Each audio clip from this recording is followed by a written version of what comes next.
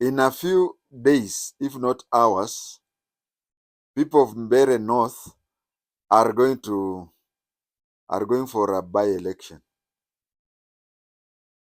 But you know, MBERE is a very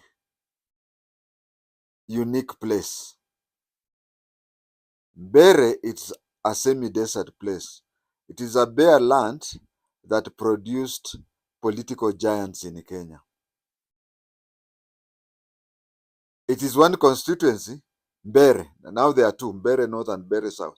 But MBERE has produced some of the heaviest political leaders Kenya has ever had. If we have to go by per capita, I think MBERE is leading. MBERE is also, and I'm talking of MBERE, meaning both MBERE North and MBERE South. Even though we are having a by-election in MBERE North, but I'm talking of MBERE generally. MBERE is also strategically placed in that, if well utilized, it would be a great place. MBERE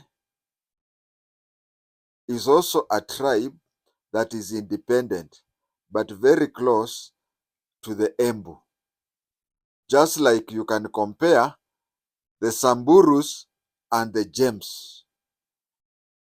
James are at times called Ilchamus or James. That's my tribe, I'm James. The constituency has 3 tribes residing in it. We have the MBERE, who are the majority. We have the Embu, who comes second. And we have the Kamba and Ambaitu. The third largest tribe is Kamba.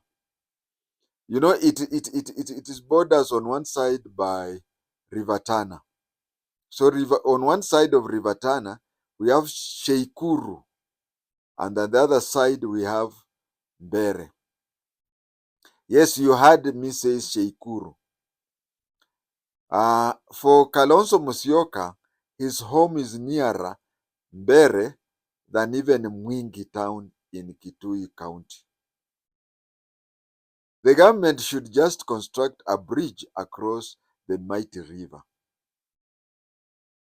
If they construct a bridge across the mighty river, you will find that it has reached, it is nearer to Sheikuru, the home of Kalonzo Musyoka, than even Mwingi town. Actually, the government had an idea of reducing the distance from of things being carried from the ocean to Moyale and onwards to Ethiopia.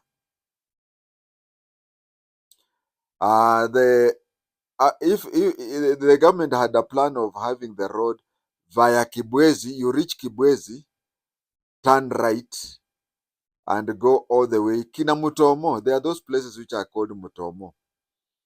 Via Mutomo, Kitui, Mwingi, MBERE, Embu, you go to Meru, then Isiolo, all the way to Ethiopia.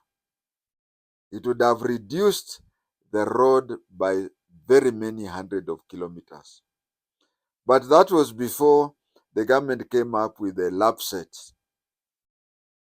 When the government came up with the LAPSET, I think we still will have that road passing through Kitui and Mwingi, but a lot of traffic, I think they'll prefer the LAPSET. LAPSET starts from Lamu all the way to Moyale. Now, LAPSET through Garissa.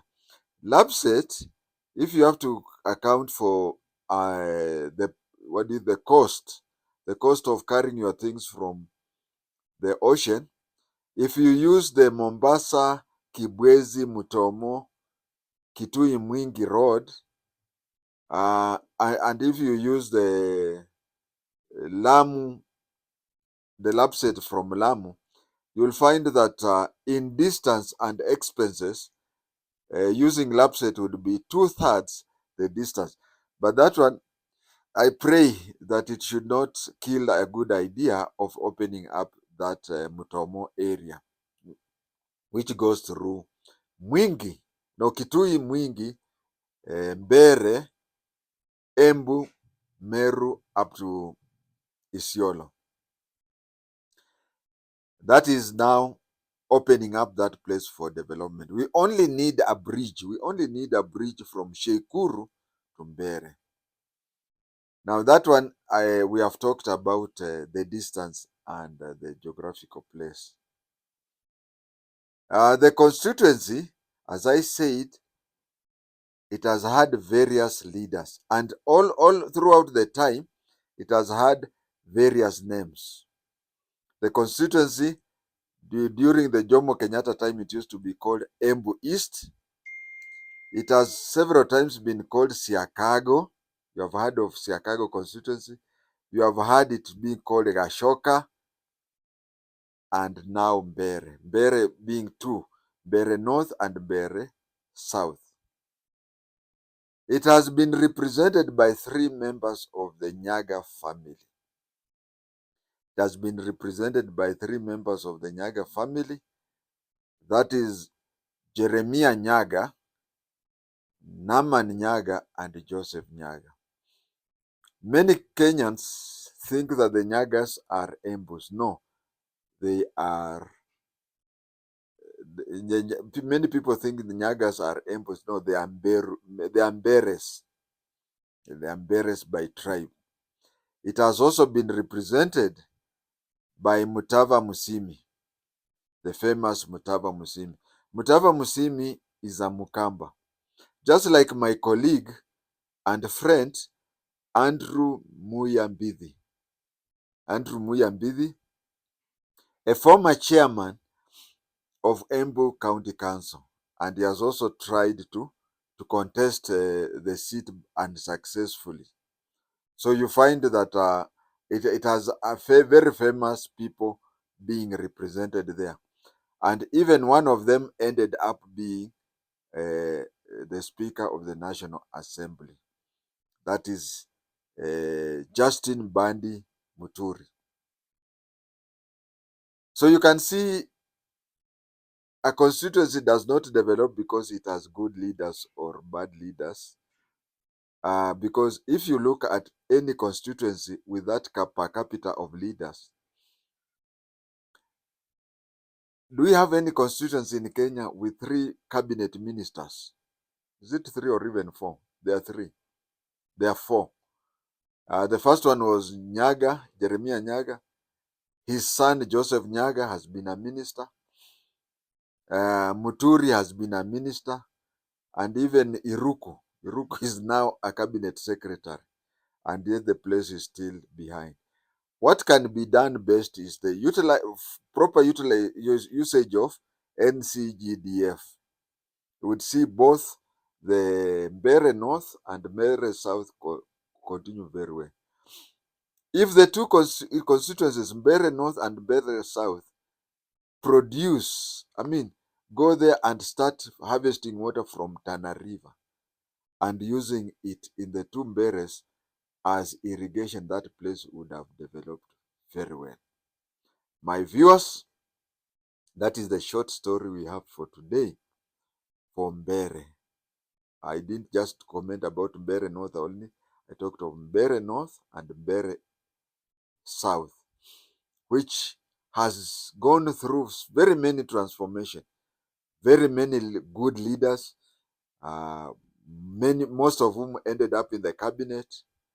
But if you saw that place, you would not know that Jeremiah Nyaga once represented that place. Joseph Nyaga once represented. Justin Muturi once represented the place. And even the current minister, Ruku. It shows that, and it is in the middle of development, whereby it joins up Kitui and Embu. If properly utilized, and with irrigation, that place can be paradise. Ladies and gentlemen, those are the few remarks about MBERE, not just MBERE North, but MBERE holistically. Thank you.